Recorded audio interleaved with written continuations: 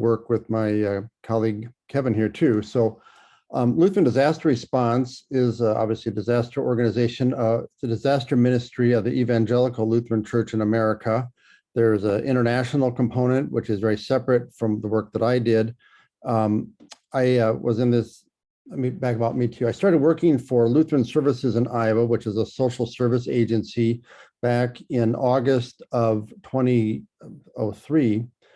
The agency had been an affiliate of Lutheran Disaster Response. LDR works through the affiliate system, meaning works through congregations, bishops' offices, and social ministry organizations. And it kind of, that agency kind of fell out of affiliation. So it came through and decided we wanted to be affiliated again. And I was asked to serve in that role as the state coordinator. And so I gladly accepted that. And I received my letter from, congratulations, Michael, you are the Lutheran Disaster Coordinator for Iowa. That night at 5 o'clock, a tornado hit in western Iowa. And then 2 days later, a flood took out a town in northeast Iowa. So I basically had to learn on the go. And it was sometimes the best way to do it. My claim to fame is, if you will, that back in Iowa 2008 flooding, and I was pleased to see about Pacific Junction too. That was about that same time, a little bit later, but the flooding at that time.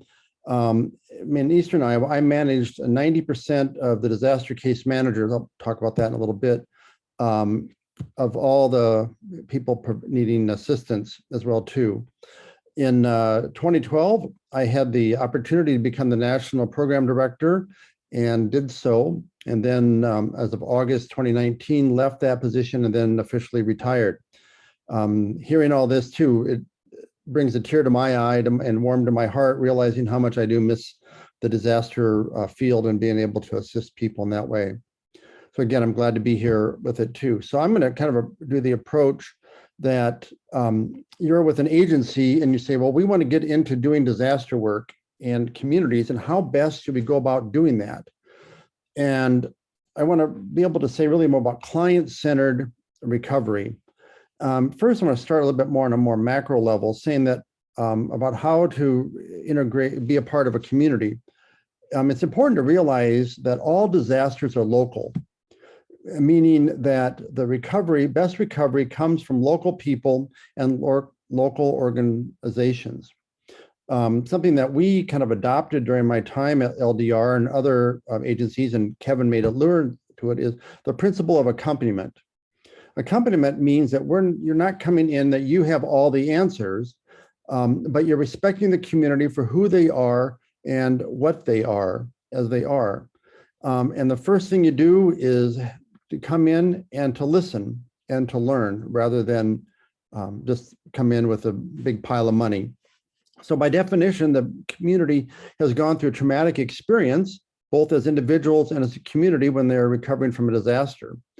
Something that you may not know, maybe from psychology courses, but become very clear to me in my own life and also with my friends and family, that when people are stressed, they have a greater need to want to control things.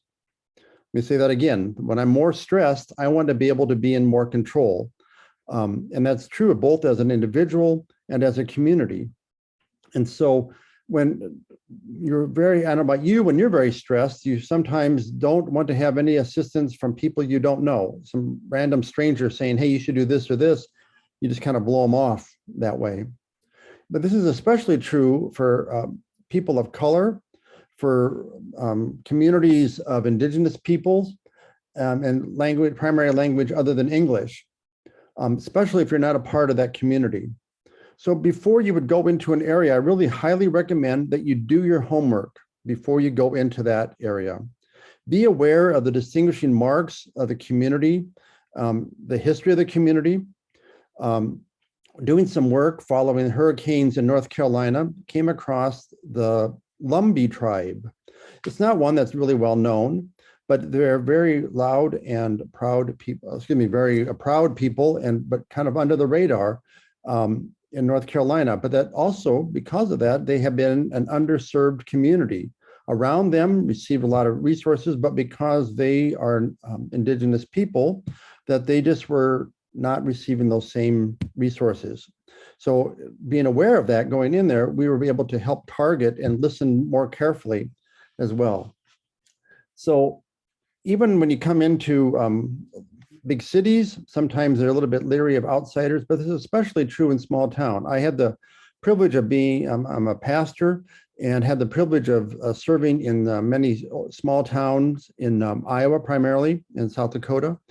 And outsiders come in, they're a little bit leery, especially at the time of disaster, because they hear so many horror stories of people coming in, of unscrupulous contractors, of people that kind of fly by night too. That even happens after what communities you're in, but hailstorms.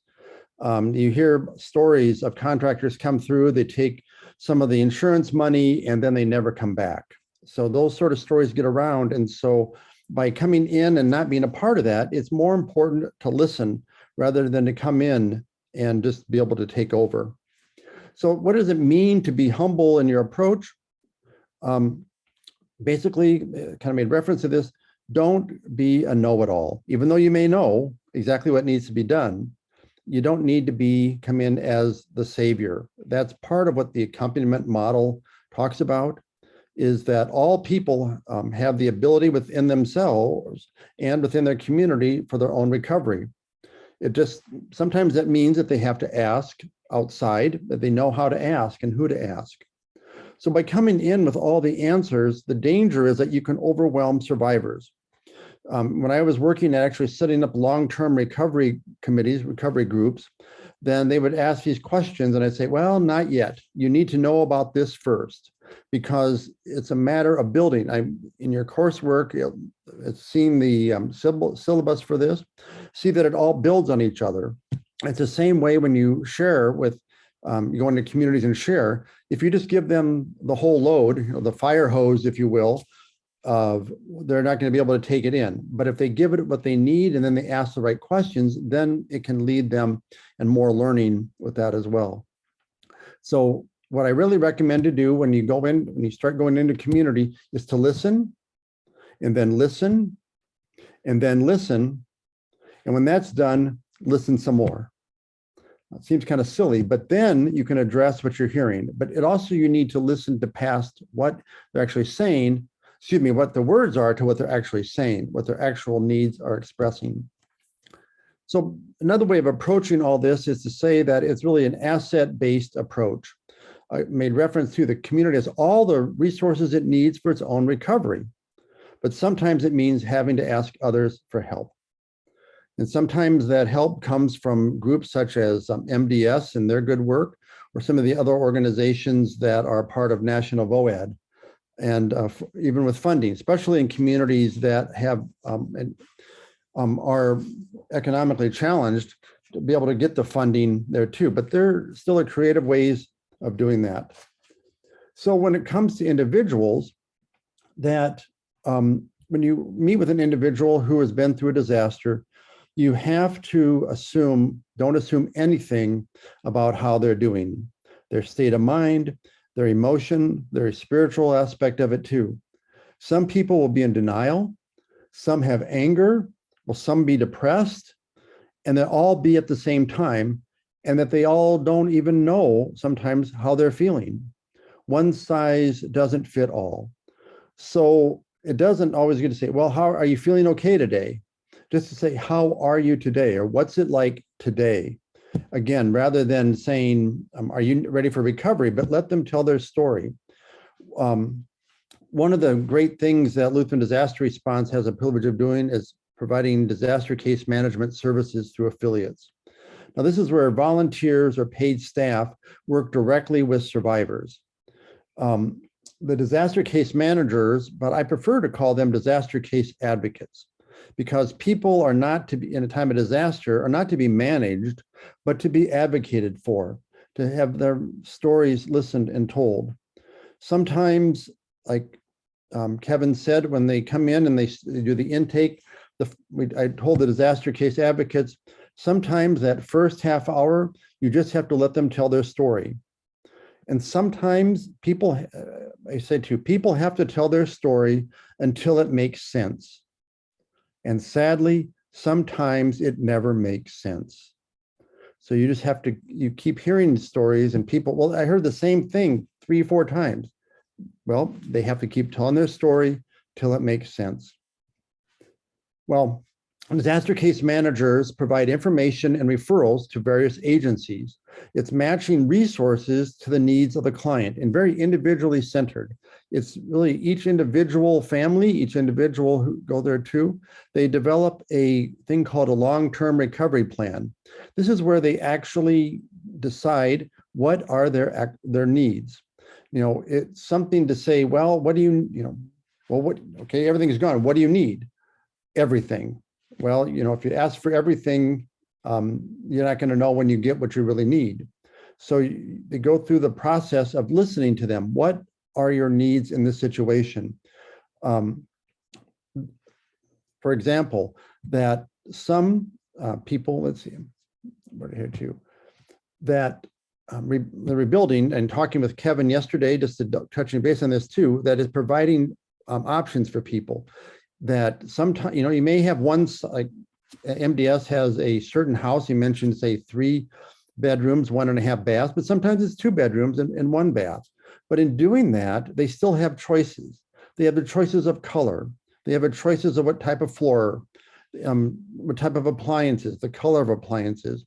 Again, the people are stressed, so they need to make more choices, and that helps them to feel more comfortable with themselves with that. So that recovery plan is that long-term need. It's really a step-by-step process so that people know when they're to be done. I had disaster case advocates who did not often, that they had a hard time letting their clients go. They had gone through the recovery plan. They had received the refrigerator that they needed, the new roof, the carpeting was replaced, the other flooring, the new beds, couches, things too, but they just wouldn't let them go because it's, well, don't you need one more thing? Don't you need one more thing? But when it's client-centered, the client will tell you, I need to move on now. I have enough to be able to go on with my life. And that is, again, it varies from person to person. Sometimes it's simply just getting them a refrigerator, or sometimes it's just a bed with that. So the disaster case advocates then advocate with the long-term recovery groups. Again, matching the resources that are there and monitoring the recovery process, and then other more long-term advocacy for the larger group of people, especially marginalized communities and groups of color that they may be underrepresented in some of the communities around. Example of that is in Maryland following Hurricane Sandy. One of the communities started a long-term recovery group, and there was a rather large Black population. About 40% of the community was people of color, and the long-term recovery group did not have any people of color, any Black residents on it. Our people organizing that group said, wait a minute, this isn't right. So they started to integrate the community. They were kind of a separate group, so they brought the people together, and so that the long-term recovery group was a better representation of that entire community. And so they were moving along and doing well, but when they started up doing the work, there were no Black residents came for any assistance. And our people there were scratching their head, well, why is that the case? And they realized what it was. So that one of the first hires that they had was a Black case advocate. Once her first day on the job, there were 10 Black families lined up to be able to get assistance with that, because they knew that it was important that, that they knew that they were important parts of the community, an important part of the recovery, and that they would not be left behind. So again, it's reflecting what the community is and addressing that whole community needs as well as the individuals. Now, in doing disaster recovery work, I always talked about addressing unmet needs. This is because no matter what happens and after any disaster, not all needs will be fixed. So we can only address unmet needs. So that's part of it, part of managing expectations. And that's part of that client-centeredness, is not to promise anything to anybody, but to be able to say, we'll do the best that we can with the funding that we have. We will advocate for you the best that we can with what we have. Now, just as a side note, for some emotional care too, is that I know in Missouri, you often have quite a few tornadoes, and it's kind of scary with that as well. And if you have children or have nieces, nephews, grandchildren, whatever you may have, the children sometimes show that they, or indicate that they're really nervous and really afraid. And so what I like to recommend for parents, aunts, uncles, grandparents to share with that is that we will do whatever we can to keep you safe. And I use that language specifically because no one can promise safety completely, but you can promise that you will do all that you can to keep them safe. Now, back to disaster case advocates. Again, they prioritize to the limited resources, and it's important not to judge the client choices. So if they say something that doesn't seem quite right, you're going to have to say, well, give me the backstory about this too. For example, that working with a family that a man specifically, man and a wife, previously they had had a couch, but they said, well, you know what, with limited resources, we'd rather have another recliner rather than a love seat or a small couch. I said, well, but you had a couch before. Why do you want to have a recliner now? Well, since that time of that disaster, the individual had back problems, ended up having back surgery. And so it was easier for that person to be able to go from the bed to the recliner to sleep, rather than just a couch as well. And then also, it could have also been too, that one of the things that that person really valued would have been that like to rock or nap with your children or grandchildren in that recliner as well. Or another option, or another time too, that people have said that, well, we'd rather have another bed than a couch. I said, well, but you have enough beds there too. I mean, your children, I mean, there's a queen size bed, you have 2 kids, you know, why do you want to have a couch or another bed? Because, you know, you don't have a couch. And that may be the case where that person in growing up, they had to share a bed with one of their siblings, and that they always promised themselves that when they would get older and they would have their own children, they would never have to share a bed with anybody. And so it's getting that backstory, understanding where they're coming from, listening. You're able to do that. So another way of asking the question is, whose need is being met? Now, my classic story of that is following the 2008 flooding in Iowa, that it happened like over a weekend specifically. And when I was in the office on Tuesday, I get a phone call from, it was Cedar Rapids, Iowa. I get a phone call from a woman saying, I have a new dining room set that with 8 chairs that I no longer need because I'm moving to a smaller place. I would like to be able to donate those to the people in Cedar Rapids who lost their house. Well, I had to share, well, ma'am, first of all, there's no place to put it. The people don't have a home. They've lost everything, so they need to rebuild their home to do that. And second is that we don't have a place to store it. And she said, well, if you can't come pick it up by Saturday, I'm going to give it to somebody else. Whose need was being met there? It's not about that woman's need. It's not about the donor's need. It's about what the survivors need. And that always has to be the focus when you go into a community. What is the need of that community? So advocate with organizations and agencies within the boundaries of the law and the rules of those organizations and things. Do everything you can to get to a yes, to be able to help your clients. Sometimes when I say about the rules, that FEMA is sometimes rather rigid about how they will give housing assistance or dollars for housing following a disaster. But if you are client-centered, you'll say, what do we do to get a yes? Rather than taking the no, you can find out, say, for example, that the client, and this has happened quite a bit in Louisiana from the work that I'd done down there, and Kevin probably could do a bunch of stories about this, where they did not have title to the house. And so that they were not given FEMA dollars to be able to do any rebuilding. So groups such as MDS would sometimes come in and help, but the disaster case advocates would work with FEMA and how to get them to get some dollars. Well, there were workarounds, such as, have you paid property taxes? Have you paid the electric bill? Have utility bills? Have you had brought in propane or gas or something, or maybe voter ID to show that this has actually been your house?